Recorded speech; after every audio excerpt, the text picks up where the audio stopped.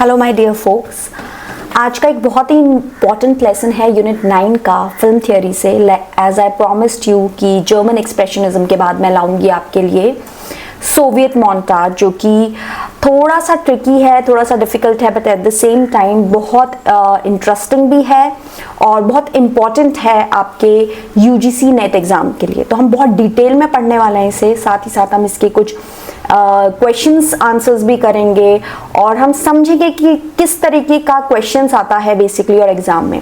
तो अगर आप फिल्म थियोरी में इंटरेस्टेड हैं and at the same time आप UGC NET mass communication and journalism के लिए प्रिपेयर कर रहे हैं, तो this lesson is for you. So let's get started.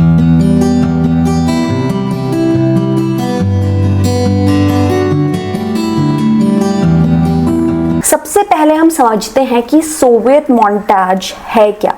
Soviet as it's very clear कि ये रशिया से आया है, of course Russian cinema technique है। और मोन्टाज जो कि है, मोन्टाज बेसिकली एक फ्रेंच वर्ड है विच एक्चुअली मीन्स कि collections of many pictures we can say, जिसको हम एक साथ रखते हैं और एक मीनिंग एस्टैब्लिश करने की कोशिश करते हैं।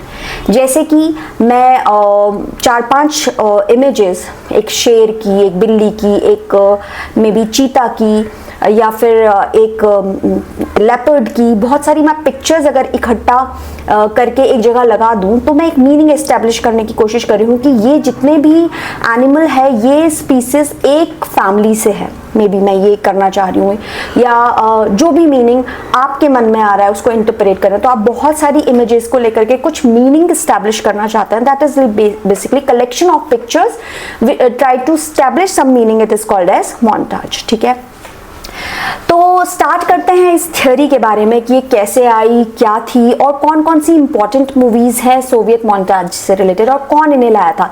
ये सारे ही पॉइंटर्स बहुत इंपॉर्टेंट है, ऐसे क्वेश्चंस पूछे जाते हैं एग्जाम में, जो कि हम लास्ट में करेंगे। सो let's get started without wasting any time.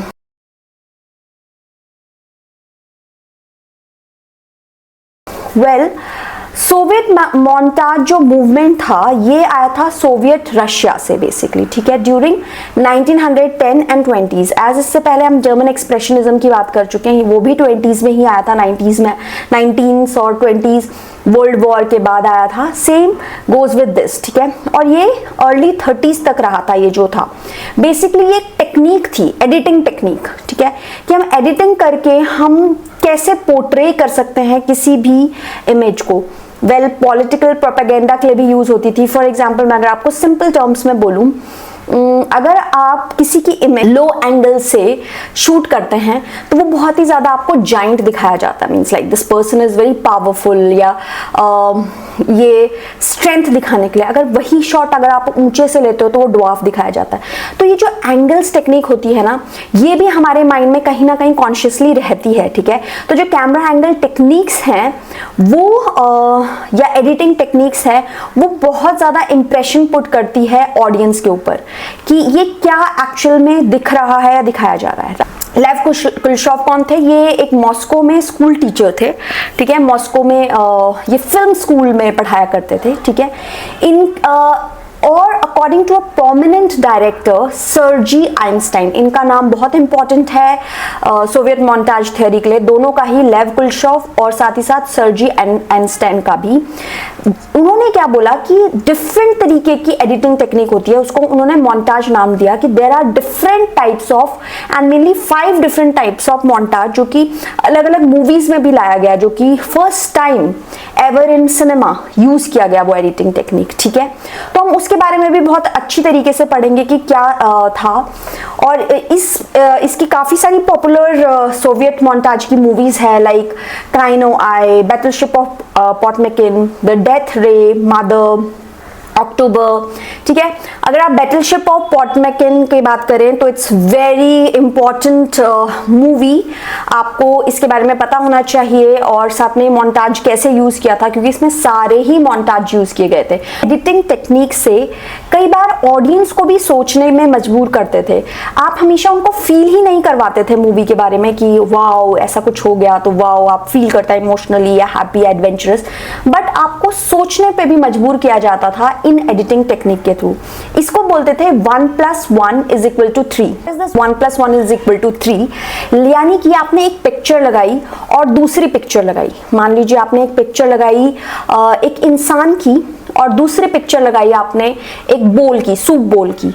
उसमें आप एक थर्ड मीनिंग क्रिएट करना चाह रहे हैं। आपने लिखा वो कहीं पे भी नहीं है, कुछ भी नहीं दिखा है, लेकिन अगर ऑडियंस उसको देखेगी एक इंसान की और एक सूप बोल की, तो मे बी वो एक अपना इंटरप्रिटेशन लगा सकती है कि this person might be hungry और दिस पर्सन नीड्स सूप और this person is feeling cold, तो उसे सूप चाहिए। सेम मैनर में अगर आप उसी इंसान की फोटो किसी और चीज के साथ लगा दें, मान लीजिए एक बच्चे के साथ लगा दीजिए, तो आप देखेंगे उस फोटो को, आप अपने तरीके से देखने लग जाएंगे। अभी जो थोड़ी देर पहले आपको भूखा लग रहा था इंसान, वो आपको क्या लगने लगेगा कि ये बच्चे के साथ खेलना चाहता है। मे बी उसके एक्सप्रेशंस एक जैसे हो। तो यही जो 1+1 इज इक्वल टू 3 टेक्निक थी, इसे बोलते थे कुलशॉफ इफेक्ट। ठीक है, ये जैसे कि मैं नाम बता चुकी हूँ, कुलशॉफ लाए थे इस टेक्निक को। इसमें इन्होंने ये एक पिक्चर दी थी जो कि मैं आपको दिखाती हूँ। अब आप ये पिक्चर देख सकते हैं स्क्रीन पे, जिसमें एक ही इंसान की एक ही एक्सप्रेशन के साथ 3 पिक्चर्स हैं, लेकिन उसके साथ अलग अलग फोटोज लगाई गई है। पहले फोटो में लगाया गया कि एक कॉफिन में एक लेडी है, ठीक है।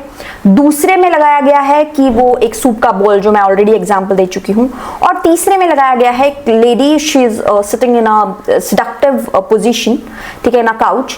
तो तीनों में अगर आप अलग अलग से ये पिक्चर देखें, तो पहली पिक्चर से आपको लगता है कि जो वो उस लेडी और उसका पिक्चर जो कि है वो दिखा रहा है कि he is sad, he might be his wife और मे बी हिज सिस्टर और कोई रिलेटिव है और वो सैड है। एट द सेम टाइम वो एक आइडिया एस्टेब्लिश कर रहा है आप लोगों के माइंड के अंदर।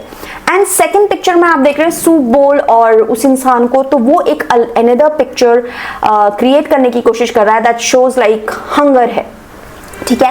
एंड इन द एंड वही इंसान जो अभी तक थोड़ी देर पहले आपको भूखा और सैड लग रहा था, वो आपको मे बी लस्टफुल लगने लगे। और अगर ऐसे ही करते करते हम एक बच्चे की पिक्चर लगा दें, लाइक एक में आप आइडिया लगा सकते हो उसी इंसान को देख करके कि okay he is seeing that kid playing, तो he is a nice old person. And at the same time अगर वहां पे एक लड़की को वो देख रहा है, तो ही बिकम्स, वही पिक्चर है, एक्सप्रेशंस भी सेम है, लेकिन आपका एक थर्ड आइडिया जनरेट हो रहा है। तो इसको बोलते हैं कुलशॉफ इफेक्ट, कि आपने 2 या 3 अलग अलग पिक्चर्स, 2 पिक्चर्स या 2 वीडियोस अलग अलग लगाई और थर्ड आइडिया एस्टैब्लिश किया। So that is called as 1+1 is equal to 3 and that is called as Kuleshov effect. So I hope आपको इतना क्लियर है। इससे रिलेटेड क्वेश्चंस आपको आ सकते हैं, ऑफ कोर्स आपको आएंगे ही। What was Kuleshov effect and who gave this and it comes under which theory, तो you can easily answer this question. अब आ जाते हैं हमें इंपॉर्टेंट चीज, जो कि मैंने सर्जी आइंस्टाइन के बारे में बताया था। इन्होंने मोन्टाज के बारे में बहुत ही डिस्क्रिप्टिव वे से बताया है।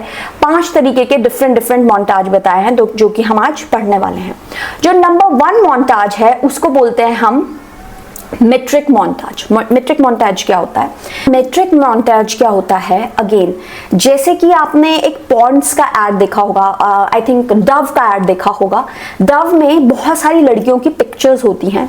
सो उसमें हर तरीके की लड़की होती है। Some are having curly hair, some are having silky hair, long hair, short hair, old, young, dark skin colour, then fair skin colour, then wheatish colour, हर तरीके की लड़कियां हैं, ठीक है। उन सबकी एक पिक्चर सी मोन्टाज सा बना दिया है, सबकी कलेक्शन करके एक जगह पे रख दिया है।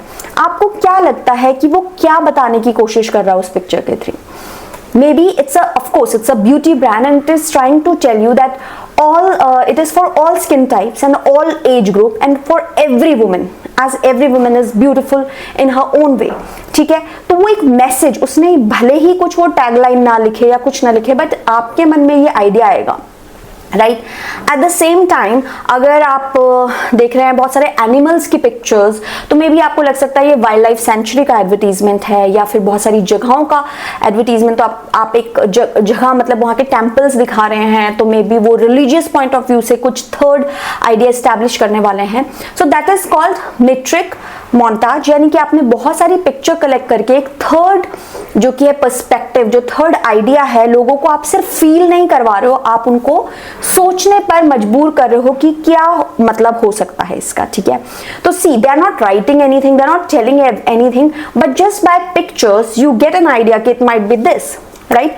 So that is called as metric montage, ठीक है। अब दूसरा मोन्टाज आ जाइए आप, जिसको हम बोलते हैं रिदमिक मोन्टाज। अगर मैं रिदमिक मोन्टाज की बात करूं तो इट इज लाइक आप बहुत सारे शॉट्स को internal movement, action, music, sound, आप एक विजुअल रिदम डालने की कोशिश कर रहे हैं उसमें, ठीक है। कोई भी एक्टिविटी है, जैसे कि घर बनाने की एक्टिविटी है, तो आप उसमें हैमर से अगर कुछ वो बनाने की कोशिश कर रहा है, या जैसे भी एक रिदम वाइज एक प्रोसेस है बेसिकली किसी भी चीज का, चाहे वो डांस स्टेप है, उसमें आप म्यूजिक के साथ, आप एक रिदम के साथ, music doesn't only mean rhythm but एक प्रोसेस ऑफ डूइंग समथिंग, या फिर अगर एक टेलर है जो कि एक कपड़ा बना रहा है तो उसका प्रोसेस मेकिंग, तो उसका एक एक प्रोसेस दिखा रहा हो आप कि he has a needle in his hand और sewing the cloth, और वो किस तरीके से प्रोसेस चल रहा है, तो वो एक एक चीज जो दिखाना, ठीक है, कि पहले उसने निडल ली एंड देन उसने उसमें धागा डाला and then he started sewing the cloth, तो वो सारा क्या चीज है, एक प्रोसेस है, ठीक है। तो ये एक तरीके से जनरेट करता है एक इमोशन, एक एक्शन, या फिर आप बोल सकते हो जब एक मार्च पास चलती है सोल्जर की, ठीक है, और कैरेक्टर्स का डांस मूव्स होता है, ठीक है, मेकिंग एक सीक्वेंस फील फ्लूइड करता है वो, ठीक है। So that is basically called as, जैसे कि अगर आपने बैटलशिप ऑफ पोटमेकिन, जो कि सोवियत यूनियन के टाइम की ही मूवी है, अगर आप देखोगे उसमें एक स्टेयर केस है जो कि बहुत इंपॉर्टेंट है, उसे ओडेसा स्टेप्स बोलते हैं and it is a real story. उसमें एक रिदम है, एक बेबी फॉल हो रहा है, ठीक है, और eight the same time march past दिखा रहे हैं, फीट्स ऑफ सोल्जर्स की, ठीक है। सो इट्स अ रिदम, साथ साथ वो चीजें होती जा रही है, but it is again creating an idea, ठीक है। एक तरफ, या फिर अगर कोई एक आदमी किसी को चेज कर रहा है, एक तरफ उसके पैरों के निशान पैरों से चलते हुए दिखा रहा है, और दूसरी तरफ वो जो भाग रहा है, तो वो एक रिदम क्रिएट कर रहा है। So that is basically rhythmic montage, ठीक है। सो अगर हम थर्ड मोन्टाज की बात करें, कॉल्ड एज टोनल मोन्टाज। अच्छा, मैं बहुत ही इजी शब्दों में आपको समझाने वाली हूँ कि टोनल मोन्टाज क्या होता है। अगर हम टोनल मोन्टाज की बात करें तो ये एक तरीके से आप रिएक्शन या एक्सप्रेशंस की बात कर सकते हो। If you have seen the movie called Parasite, उसमें एक बहुत ही बढ़िया सीन है and I really recommend you to watch that movie, ठीक है। It's a Korean movie of course and you can get it on any OTT platform. I'm not sure कि वो शायद Netflix में available है या नहीं, but it's a very good movie. You can get it easily for sure. So उसमें एक scene है, I'm sorry, I'm just spoiling your story for now. उसमें एक सीन है जिसमें जो ऑलरेडी वर्किंग मेड है उसको हटाने का एक सीन है। जिन्होंने ये मूवी देखी होगी वो ऑफ कोर्स मेरी बात से रिलेट कर सकते हैं। तो जो एक वर्किंग मेड है वहाँ पे, वो हटाना चाहते हैं जो एक पुअर फैमिली है, क्योंकि वो अपनी मदर को उस मेड की जगह लाना चाहती है एक रिच फैमिली में। तो ऑलरेडी जो वर्किंग लेडी है वो प्लान करते हैं कि कैसे वो उस प्रेजेंट मेड को हटा सकते हैं। तो जो प्लानिंग है वो एक बहुत ही अच्छा टोनल मोन्टाज का सीन है, that how they are showing it slowly and they are narrating the, उसमें आप बहुत सारे इमोशंस देख सकते हो, टेंशन देख सकते हो। एंड एक तरफ में वो दिखा रहे हैं कि they are using ketchup in a pizza and how they are using that ketchup to show it as a blood, ठीक है। तो वो एक जो सीन है ना, you must watch that scene which actually talks about the tonal montage. So in nutshell if I talk about tonal montage, ये एक फिल्म एडिटिंग टेक्निक है जो कनेक्ट करती है शॉट्स को based on their emotional mood, atmosphere और tone, जैसे कि सैडनेस, टेंशन और Joy, rather than narrative plot और अ स्ट्रिक्ट रिदम, ठीक है। आप एलिमेंट्स यूज कर रहे हो, जैसे लाइटिंग है, जैसे कलर है, साउंड है, या आप कोई सिंबोलिज्म दिखा रहे हो जिसके थ्रू, जैसे मैंने आपको बोला केचप जो कि है वो एक सिंबोलिज्म है जो कि दिखा रहा है आपका रेड ब्लड, ठीक है। वो सब चीजें जो दिखा रहा है तो ऑडियंस फील करती है और वो रेजोनेट करती है इमोशनली, ठीक है। So parasite movie is a very good example of tonal what do you say, tonal editing technique, tonal montage basically. So you can अगर आप पूरी मूवी नहीं देख सकते हो तो एटलीस्ट इसका ये सीन जरूर देखिएगा, ये मैं लिंक में डाल दूंगी आपके लिए, so that you can get an idea of tonal montage. चलिए, जो आगे का जो montage है that was again given by Sergey Einstein. इसका नाम था ओवरटोनल. ओवरटोनल के साथ कंफ्यूज हो जाते हैं लोग. ओवरटोनल का मतलब होता है कि जहां पे आप 2 से ज्यादा montage यूज कर रहे हो एक ही सीन को दिखाने के लिए, यानी कि आपने रिदमिक शॉट भी यूज कर, आप मेट्रिक भी यूज कर रहे हो, रिदमिक भी कर रहे हो, टोनल भी कर रहे हो, ओवरटोनल भी कर रहे हो, सारे कर रहे हो. तो लाइक जो आपकी मूवी थी बैटलशिप ऑफ पोटमेकिन, उसमें ओवरटोनल बहुत अच्छी तरीके से यूज हुआ है. उसका जो एंड का सीन है, अगर हो सके पूरी मूवी नहीं देख सकते हैं तो एंड का सीन जरूर देखिएगा, विच एक्चुअली जो ओडिशा स्टेप का है उसमें सारे जो कि एडिटिंग टेक्निक्स है वो यूज की गई है. And again I will tell you once again कि ये फर्स्ट टाइम हुआ था हिस्ट्री ऑफ सिनेमा में कि इस तरीके से यूज किया गया है. And at the same time you can talk about the psycho movie. अगर आपने साइको मूवी देखी है तो उससे भी आपको आइडिया लग जाएगा कि ओवरटोनल आपने अलग अलग जो कि है जो सीन है वो यूज किए गए हैं, अलग अलग जो कि मोन्टाज टेक्निक्स हैं वो यूज की गई है साइको फिल्म में. Then next, last but not the least, is your intellectual montage. अगर इंटेलेक्चुअल मोन्टाज की बात करूं तो नाम से ही बहुत ज़्यादा कुछ क्रिएट होता है कि इंटेलेक्चुअल. यहाँ पे ऑडियंस का जो दिमाग है वो यूज़ होता है, यानी कि वो अपनी इंटेलिजेंस से क्या समझते हैं. फॉर एग्जाम्पल इसमें 2 ऐसी सीन्स होते हैं जो कि आपस में रिलेट नहीं कर रहे हैं लेकिन आप उसको रिलेटेबल बनाते हो. जैसे कि अगर एक इंसान को दिखा रहे हैं, एक लायन को दिखा रहे हैं, तो मे बी वो दिखाने की कोशिश कर रहा है that lion is used as a metaphor and it is trying to tell you something कि this person is like a lion.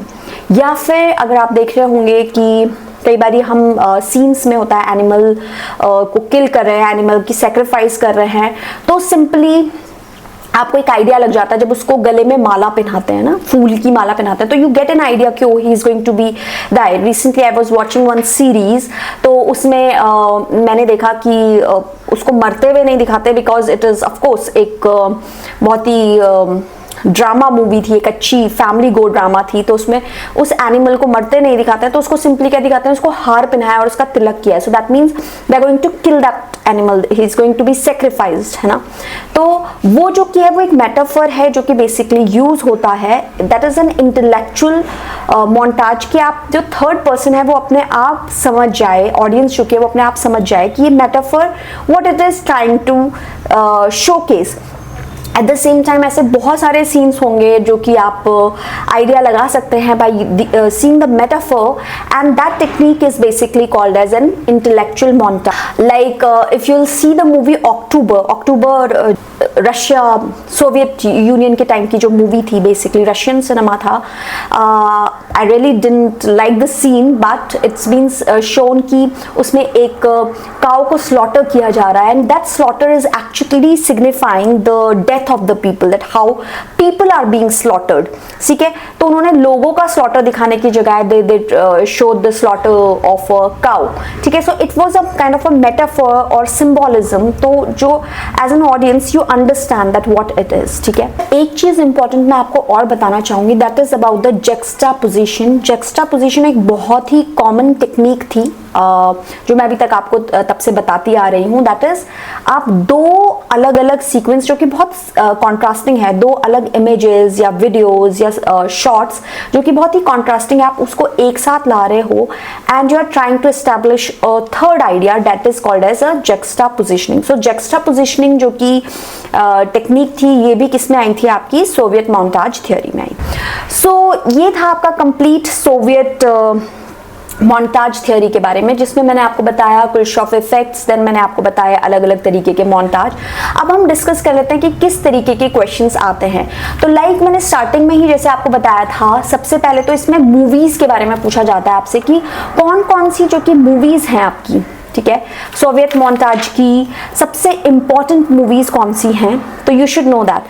तो यूजुअली आप देखेंगे इसमें मैच द फॉलोइंग करके भी आ सकता है, लाइक आपकी जैसे जर्मन एक्सप्रेशनिज्म की मूवीज हमने पिछली बारी करी थी, it was the cabinet of doctor Caligari, और दूसरी आपको मूवी दे दी बैटलशिप ऑफ पोटमेकिन, ठीक है। तो आप उसको मैच कर सकते हैं कि जो पहली मूवी है वो जर्मन एक्सप्रेशनिज्म से आई और जो बैटलशिप ऑफ पोटमेकिन किससे आई, from Soviet Union. At the same time आपकी और मूवीज के नाम हैं जो कि मैं यहाँ पे, जो कि आप स्क्रीन में देख सकते हो, लाइक ये इन टाइम्स पे आई है, simple case, man with a moving camera and October, 10 days that shook the world, ठीक है।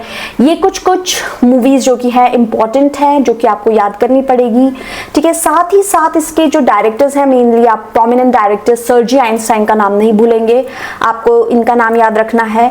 और आपको टोनल ओवरटोनल में क्या डिफरेंस है वो आ सकता है, कुलशॉफ इफेक्ट के बारे में आ सकता है। तो चलिए अब हम स्टार्ट करते हैं एमसीक्यू क्वेश्चंस, जितना भी मैंने पढ़ाया है लेट्स सी आपको कितना आया है और कितना नहीं आया है। So alright, so my first question is, Soviet montage theory primarily emphasizes the idea that meaning in cinema is created through long takes and deep focus, B, camera movement, C, editing and juxtaposition of shots, or D, sound design.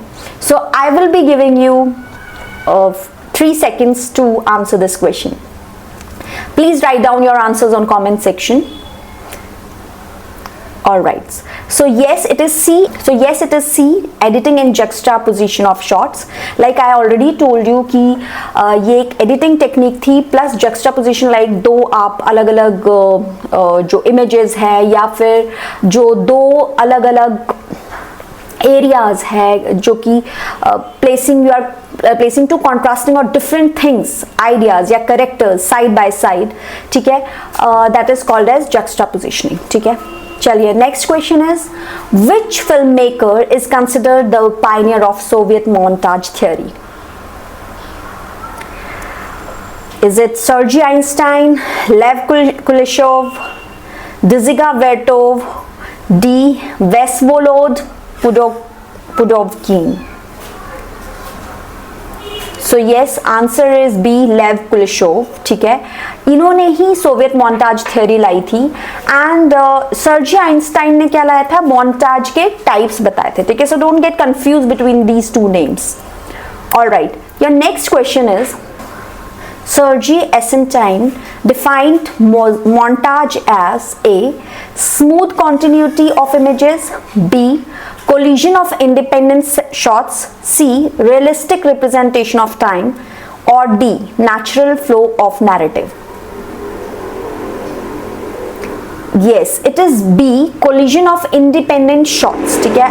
आपके जो अलग अलग shots हैं आप उसको एक साथ collide करके कुछ फॉर्म करने की कोशिश करते हैं, so that is your basically montage. Sixth is, rhythmic montage differs from metric montage because it is considered emotional tone, symbolism, visual movement within the frame, or ideological meaning. Well, it is visual movement with in the frame, क्योंकि इसमें एक rhythm दिखाई जाती है, ठीक है, चाहे वो साउंड की रिदम है, चाहे वो स्टेप्स की एक मूवमेंट चल रही है, ठीक है।